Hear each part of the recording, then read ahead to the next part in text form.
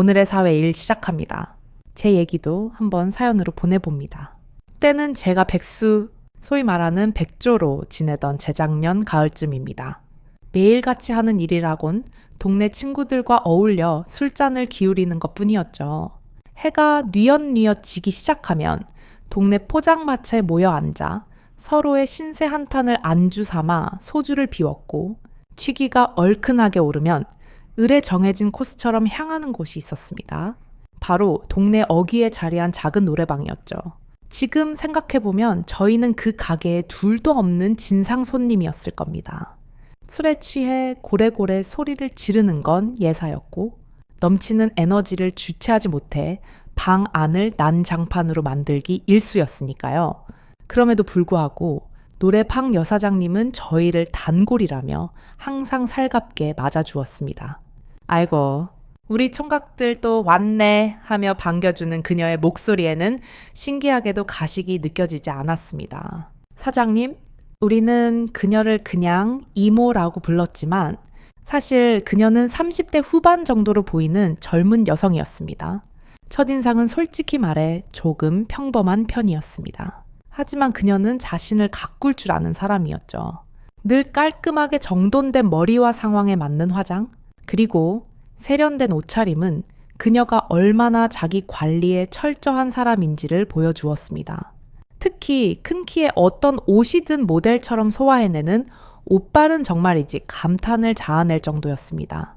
친구들 사이에서는 야, 저런 누나랑 한번 사귀어 봤으면 소원이 없겠다는 말이 공공연하게 나올 정도였으니까요.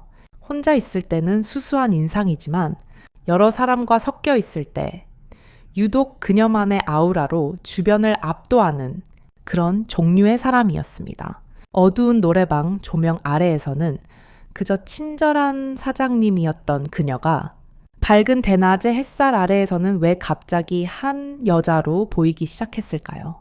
그 시작은 아주 우연한 만남이었습니다.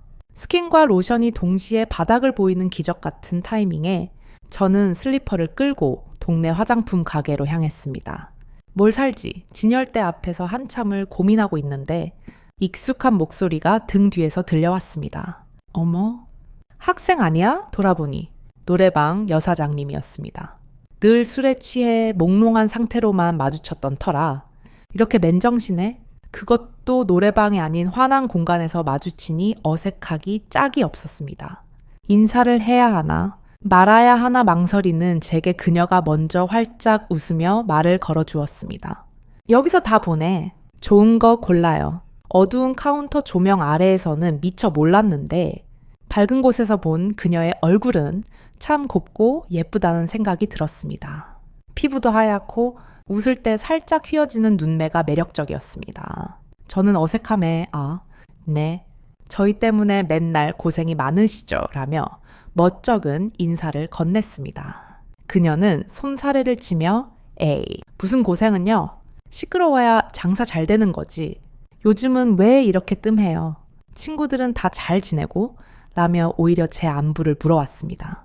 그 다정함이 그날따라 유독 낯설고 또 이상하게 마음을 흔들었습니다. 그저 스쳐 지나가는 우연이었을 뿐인데 그날 밤 저는 잠자리에 누워 한참 동안이나 그녀의 얼굴을 떠올렸습니다. 그날 이후 이상하게도 그녀의 얼굴이 머릿속을 떠나지 않았습니다. 술에 취했을 때의 흐릿한 기억이 아니라 화장품 가게의 밝은 조명 아래에서 환하게 웃던 그녀의 모습이 자꾸만 선명하게 떠올랐습니다. 그냥 동네 사람이니까 우연히 마주친 것뿐이야. 스스로에게 몇 번이고 되뇌었지만 심장은 제멋대로 반응하고 있었습니다. 결국 저는 참지 못하고 오랜만에 친구들을 하나하나 소집했습니다. 야, 오늘 한잔 하자. 내가 쏜다. 명분은 오랜만에 회포 풀기였지만 제 속셈은 따로 있었죠. 역시나 레퍼토리는 똑같았습니다. 포장마차에서 시작해 호프집을 거치며 술 기운은 점점 거나해졌고 마지막 코스는 어김없이 그 노래방이었습니다. 문을 열고 들어서자 카운터에 앉아있던 그녀가 우리를 보고 화들짝 놀라며 반겨주었습니다. 어머나, 내 말 한마디 했다고 이렇게 바로 와줬네? 아이고, 고마워라. 그녀는 진심으로 기뻐하는 눈치였습니다. 오늘 서비스 시간 아주 넉넉하게 넣어줘야겠네. 그녀의 말에 저는 술 기운을 빌려 객기를 부렸습니다. 서비스 팍팍 주시면 저희도 술 팍팍 마셔서 매출 팍팍 올려드릴게요. 평소 같았으면 아줌마. 방 주세요 라며 우르르 몰려 들어갔을 테지만 그날은 달랐습니다. 밖에서 한번 마주쳤다는 이유만으로 괜히 그녀와 한 뼘은 더 가까워진 것 같은 착각이 들었습니다. 그저 동네에서 우연히 마주친 것뿐인데 왜 심장은 마치 특별한 약속이라도 한 것처럼 반응하는 걸까요? 이건 단순한 호기심일까? 아니면 백수 생활의 외로움이 만들어낸 더 덮는 착각일까? 신기한 일은 그 후부터 시작되었습니다. 그동안 단 한 번도 동네에서 마주친 적이 없었는데 그날을 기점으로 대낮에 동네를 어슬렁거리다 보면 거짓말처럼 그녀와 마주치는 일이 잦아졌습니다. 매일 라면으로 끼니를 때우는 것도 지겨워져서 간만에 동네 김밥집에 혼자 들어가 이것저것 시켜놓고 먹고 있는데 누군가 등 뒤에서 손가락으로 저를 쿡 찔렀습니다. 돌아보니 또 그녀였습니다. 총각, 혼자 밥 먹네? 밖에서 제가 혼자 처량하게 앉아있는 걸 보고 들어왔다고 했습니다.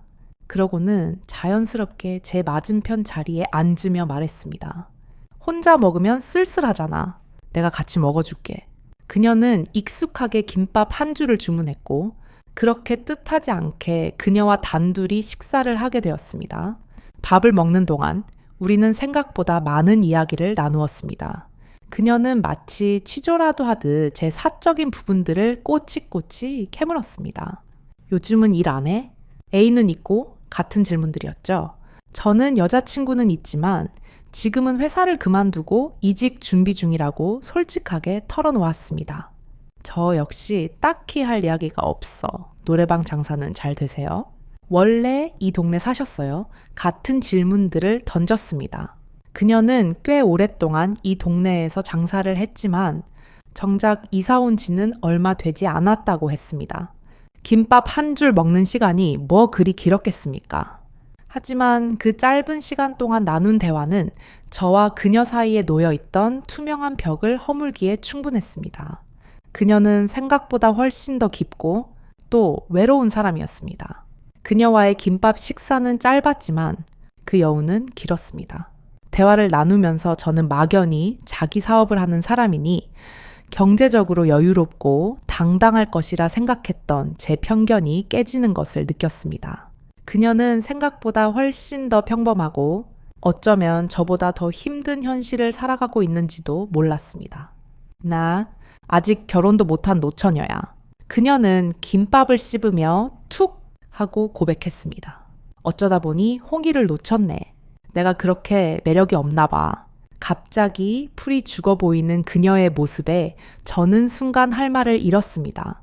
무슨 위로를 건네야 할까 고민하다가 저도 모르게 진심이 튀어나왔습니다. 에이, 무슨 말씀이세요? 이렇게 예쁘신데 남자들이 줄을 설 것 같은데요. 제 어설픈 칭찬에 그녀의 얼굴이 순간 환하게 밝아지는 것을 보았습니다. 그녀는 아이처럼 좋아했습니다. 그 순수한 반응에 제 마음 한구석이 또다시 쿵 하고 내려앉았습니다. 그녀는 이 동네에서 장사한 지는 꽤 됐지만 장사가 안 되는 날에는 가게 새도 못 벌고 들어갈 때가 많았다고 했습니다. 교통비라도 아껴보자는 생각에 고민 끝에 아예 가게 근처로 이사를 왔다고 했죠. 가까워지니까 절약되는 것도 많고 좋은데 아는 사람이 하나도 없어서 좀 외로울 때가 있어. 그녀의 목소리에는 짙은 쓸쓸함이 배어 있었습니다. 하는 일이 밤 장사다 보니까 낮에는 시간이 텅 비거든. 그럴 때면 좀 외롭고 그래. 그녀는 저를 지그시 바라보며 말했습니다. 모처럼 이렇게 친해진 것 같은데 앞으로 종종 같이 점심이나 먹자. 그렇게 말하고는 그녀는 계산을 하고 제가 가는 길과는 반대 방향으로 떠났습니다. 그녀의 뒷모습을 보며 저는 혼란에 빠졌습니다. 여자친구가 있는 몸으로 다른 여자를, 그것도 나이 차이가 꽤 나는 동네 가게 사장님을 보며 설레는 제 자신이 제정신인가 싶었습니다. 점심을 같이 먹자는 그녀의 말은 어쩌면 그냥 예의상 한 말이었을 겁니다. 연락처조차 교환하지 않았으니까요. 하지만 저는 그 말을 곱씹으며 온갖 상상을 하기 시작했습니다. 맑은 가을날, 그녀와 나란히 동네 공원을 산책하는 모습, 작은 카페에 마주 앉아 커피를 마시며 웃고 떠드는 모습, 그리고 아무도 없는 그녀의 집에서 단둘이 오붓한 시간을 보내는 모습까지. 여자친구가 있는 몸으로 다른 여자를 상상하는 건 명백한 배신인데 왜 죄책감보다 아찔한 설렘이 더 크게 느껴지는 걸까요? 내 마음의 주인은 과연 누구였을까? 어쩌면 제 이런 못된 마음에 하늘이 벌을 내린 걸까요? 얼마 지나지 않아 저는 정말 별것도 아닌 이유로 당시 만나던 여자친구와 허무하게 헤어지게 되었습니다. 사실 헤어졌다기보다는 통보를 당한 것에 가까웠죠. 그때는 나름 그 친구를 많이 좋아했다고 생각했는지 아니면 그저 이별한 티를 내고 싶었던 건지 한동안 꽤 힘든 시간을 보냈습니다. 자존심도 버리고 몇 번이나 질척거리며 연락했습니다. 미안하다고 사과하고 다시 만나면 안 되겠냐고 빌기도 했습니다. 하지만 그녀의 대답은 단호했습니다. 나중에 알고 보니 그녀에게는 이미 새로운 남자가 생겨 있었습니다. 완벽한 환승 이별을 당한 것이었죠. 그것도 모르고 바보같이 매달렸다는 생각에 비참함과 분노가 동시에 치밀어 올랐습니다. 그때 친구들이 구원투수처럼 나타났습니다. 야, 이별의 아픔은 술로 푸는 거야. 제 이별을 핑계 삼아 술자리가 만들어졌습니다. 그래, 차라리 잘 됐다 싶었습니다. 술이라도 진탕 마셔야 제정신을 차릴 수 있을 것 같았습니다. 그날 밤 우리는 정말 미친 듯이 술을 마셨습니다. 친구들의 위로를 빙자한 술자리는 끝없이 이어졌습니다. 1차, 2차를 거치며 술병은 계속해서 비워졌고 제 슬픔의 깊이만큼이나 알코올 농도도 짙어져 갔습니다. 친구들은 힘내라며 제 어깨를 두드렸지만 그들의 눈은 이미 다음 술잔을 향해 있었습니다. 이별의 아픔을 잊고 싶었던 저는 주는 술을 마다하지 않고 들이켰습니다. 슬픔, 분노, 비참함, 외로움 같은 감정들이 술과 함께 뒤섞여 속에서 부글부글 끓어올랐습니다. 항상 마지막 코스였던 노래방으로 향할 시간이 되었지만 그날따라 친구들은 2차에서 나올 때 이미 만취 상태였습니다. 하나 둘씩 더는 못 마시겠다며 집으로 돌아가려는 분위기가 만들어졌습니다. 그 순간 저는 참을 수 없는 외로움에 휩싸였습니다. 이대로 혼자 집에 들어가면 어두운 방 안에서 이별의 고통을 고스란히 감당해야 할 것만 같았습니다. 그때 문득 그녀의 얼굴이 떠올랐습니다. 노래방 여사장님, 저는 집에 가려는 친구들의 팔을 붙잡고 막무가내로 노래방으로 향했습니다. 가자! 마지막은 노래방이지. 저 역시 술 기운이 머리끝까지 오른 터라 이성적인 판단이 불가능했습니다. 노래방에 들어서자마자 저는 카운터에 있는 그녀를 향해 진상을 부리기 시작했습니다. 이모, 여기 도우미 불러줘요. 예쁜 아가씨로. 제 고함에 그녀는 물론이고 친구들까지 당황한 기색이 역력했습니다. 그녀는 어쩔 줄 몰라 하며 총각, 미안해서 어쩌지. 우리는 그런 데가 아니야. 라며 난처한 표정을 지었습니다. 친구들이 재빨리 저를 말리며 사장님, 죄송해요. 얘가 오늘 여자친구랑 헤어져서 그래요. 이해 좀 해주세요. 라며 저를 방으로 끌고 들어갔습니다. 방에 들어가서도 저의 술주정은 계속되었습니다. 테이블에 술병을 늘어놓고 또다시 술판을 벌였습니다. 하지만 그 열기도 잠시 친구들은 하나둘씩 소파에 기대어 잠이 들기 시작했습니다. 시끄럽던 방 안은 순식간에 고요해졌고 결국 그 넓은 공간에 저 혼자만 덩그러니 남게 되었습니다. 친구들마저 잠들어 버리자 외로움은 더욱 거세게 밀려왔습니다. 저는 괜히 더 서러워져서 슬픈 이별 노래들만 연달아 예약해놓고 목이 터져라 불렀습니다. 노래 한 곡이 끝나고 다시 술이나 마셔야겠다는 생각에 술병을 집으려다 그만 손에서 놓쳐 버렸습니다. 쨍그랑 하는 날카로운 소리와 함께 술병은 바닥에서 산산조각이 났습니다. 그냥 이대로 내버려 둘까 싶다가도 술에 취해 뻗어 있는 친구들이 다칠 수도 있겠다는 생각에 정신이 번쩍 들었습니다. 저는 비틀거리며 카운터로 나가 그녀에게 고개를 숙였습니다. 사장님, 정말 죄송합니다. 제가 술병을 깨뜨렸어요. 제가 치울 테니 빗자루 좀. 그녀는 제 말을 끝까지 듣지도 않고 자기가 치워주겠다며 저를 따라 방으로 들어왔습니다. 바닥은 제가 쏟아버린 술로 흥건했고 소파마다 친구들이 아무렇게나 뻗어 자고 있는 진풍경에 그녀는 조금 놀란 눈치였습니다. 술병이 깨지면서 제 술도 같이 깨버렸는지 저는 조심스럽게 그녀에게 연신 죄송하다고 사과했습니다. 그녀는 괜찮다는 듯 희미하게 웃어 보였는데 그 순간 그 웃는 얼굴이 너무나 예뻐 보여서 제 심장이 철렁 내려앉았습니다. 가장 비참하고 망가진 내 모습을 보고도 그녀는 왜 나를 밀어내지 않았을까? 그녀의 친절은 그저 단골에 대한 서비스였을까? 아니면 내 외로움 속에서 자신의 모습을 본 걸까? 바닥의 유리 조각들이 어느 정도 수습되고 그녀는 청소 도구를 들고 방을 나섰습니다. 저는 그녀를 따라 나가 다시 한번 죄송하다고 사과했습니다. 그녀는 복도에 멈춰서서 저를 가만히 바라보더니 뜻밖의 말을 건넸습니다. 마음이 많이 힘들 텐데 내가 해줄 수 있는 게 없어서 미안하네. 오히려 사과를 하는 그녀의 모습에 저는 당황해서 손사래를 쳤습니다. 아니에요. 제가 술에 취해서 진상 부린 건데요. 정말 죄송합니다. 그러자 그녀는 이쪽으로 와봐요라며 저를 다른 빈 방으로 이끌었습니다. 영문도 모른 채 그녀를 따라 들어간 방은 카운터 바로 옆에 있는 작은 방이었습니다. 그녀는 문을 닫고 말했습니다. 친구들도 다들 취했고 이 시간에 더 마시는 건 무리일 것 같네. 괜찮으면 나랑 한잔 할래요? 얘기 들어줄게요.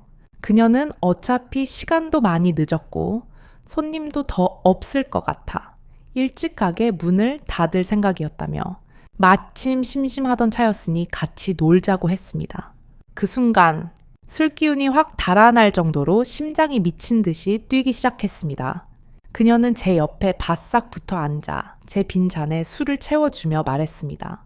지금부터 나는 그냥 술 친구야. 편하게 생각해. 그녀의 숨결이 느껴질 만큼 가까운 거리. 그 상황에서 아무런 생각이 들지 않을 남자가 세상에 어디 있겠습니까? 저도 그녀에게 술을 따라주며 그렇게 둘만의 술자리를 시작했습니다. 제가 계속해서 이별 노래를 부르자 그녀는 왜 이렇게 기운 빠지는 노래만 불러? 라며 신나는 곡들을 예약했습니다. 그러고는 마이크를 쥐고 먼저 노래를 부르기 시작했습니다. 우리는 함께 탬버린을 흔들고 어깨 동무를 하고 춤을 추며 아이처럼 신나게 놀았습니다. 한참을 그렇게 놀다 보니 조금 지쳐서 우리는 발라드를 틀어놓고 잠시 쉬기로 했습니다. 잔잔한 노래가 흘러나오자 그녀는 이거 내가 제일 좋아하는 노래인데라며 제 손을 잡아 이끌었습니다. 나랑 블루스 한번 출래요? 저는 거절할 수 없었습니다. 그녀의 손을 잡고 일어서는 순간 제 심장은 터져버릴 것만 같았습니다. 연상의 노처녀라고 했지만 그 순간만큼은 저를 버리고 간 그 어떤 여자보다도 훨씬 예쁘고 애교 많고 저를 위로해주는 천사처럼 보였습니다. 어두운 방 안, 잔잔한 반주 소리만이 흐르는 가운데 우리는 서로의 몸에 기댄 채 천천히 발을 옮겼습니다. 누가 먼저라고 할 것도 없이 우리는 서로의 눈을 바라보다가 조심스럽게 입을 맞추었습니다. 그날 밤 노래방이라는 무대 위에서 우리는 서로의 외로움을 확인하고 마음을 나누었습니다. 다음 날 낮에 함께 해장국을 먹으며 밤새 지친 속을 달랬습니다. 우리의 만남은 친구들에게는 철저한 비밀이었습니다. 친구들과 함께 노래방에 갔을 때는 서로 모르는 척하다가 친구들이 술에 취해 뻗어버리면 저는 슬그머니 카운터에 있는 그녀에게 다가가 함께 시간을 보내곤 했습니다. 가끔은 일부러 술을 더 시키고 돈을 더 내기도 했습니다. 그녀와 함께 있을 수만 있다면 돈은 아깝지 않았습니다. 우리의 관계는 노래방이라는 무대 위에서만 허락된 비밀스러운 연극 같았습니다. 조명이 꺼지고 현실의 막이 오르자 우리의 사랑도 함께 막을 내릴 운명이었던 걸까요? 저는 다행히 새로운 직장을 구하게 되었고 회사 근처로 이사를 가면서 우리는 자연스럽게 헤어지게 되었습니다. 초반 몇 달은 연락도 하고 가끔 만나기도 했지만 멀어진 거리인 만큼 마음도 멀어진 걸까요?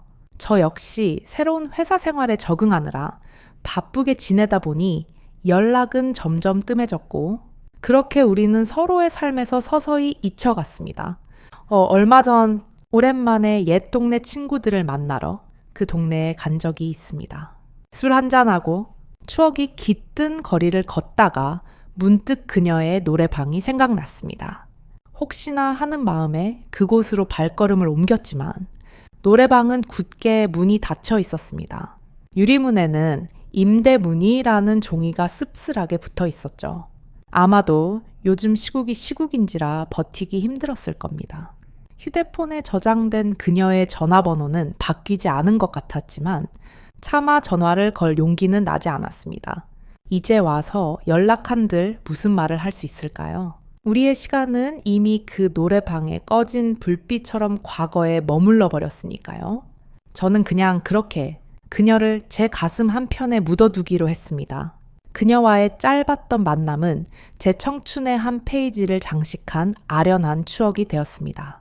비록 현실의 벽 앞에서 우리의 인연은 끝이 났지만 가장 힘들었던 시절 제 곁에서 따뜻한 위로가 되어 주었던 그녀의 미소와 다정함은 여전히 제 기억 속에 선명하게 남아 있습니다. 지금도 가끔 술에 취해 기분이 울적한 날이면 문득문득 그녀가 그립습니다. 그녀와 함께 보냈던 그 시간들, 그 서툴렀지만 진심이었던 마음들을 떠올리며 혼자 피식 웃곤 합니다. 그녀도 가끔은 저를 기억해 줄까요? 오늘의 이야기는 여기까지입니다.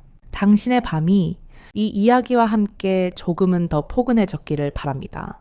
어지러운 생각들은 모두 이 밤의 어둠 속에 맡겨두고 편안한 숨을 고르며 고요한 잠에 빠져들기를